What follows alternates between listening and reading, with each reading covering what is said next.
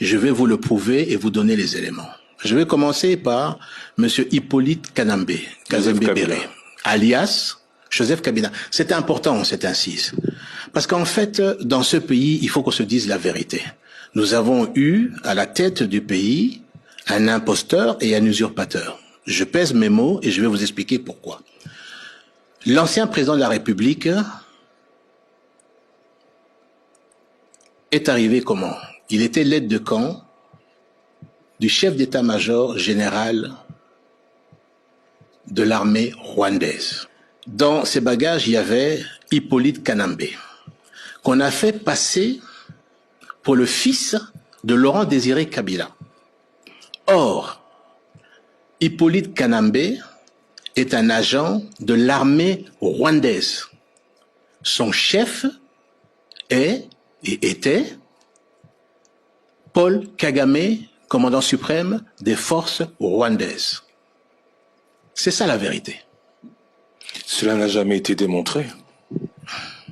Alors, je ne parle pas de l'appartenance à l'armée rwandaise, mais de la non-filiation de ce dernier avec Laurent Désiré Kabila. Mais il y a eu plusieurs témoignages. Il y a d'abord les vrais enfants biologiques de Laurent Désiré Kabila, qui ne reconnaissent pas Hippolyte Kanambe. Et Hippolyte Kanambe a un père et une mère. Sa mère s'appelait Marceline, et son père, là-dessus,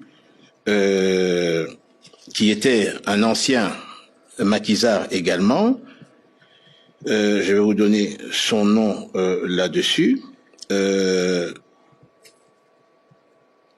Depuis 18 ans, enfin, c'est la thèse de M. Honoré Ngbanda, rien n'a, semble-t-il, été réellement prouvé. Qu'est-ce qui, aujourd'hui, vous dit accuser une seule personne ou accusant une seule personne vous fait vous fier à ces accusations plutôt que à des accusations plus claires de ce qu'il aurait fait récemment? D'ailleurs, dans le mensonge également, celle qu'on appelle Jeannette Kabila, ce n'est pas la jumelle, c'est en fait la petite sœur de son père, là-dessus. Et d'ailleurs, elle n'est pas née là-dessus, elle est née le 9 mai 68, à Rubavu. Le père, donc, de Jeannette, qui est la petite sœur, donc du père de Hippolyte Kanambe, s'appelait Monsieur Arthur, et la mère s'appelait Thérèse Ndesamburo.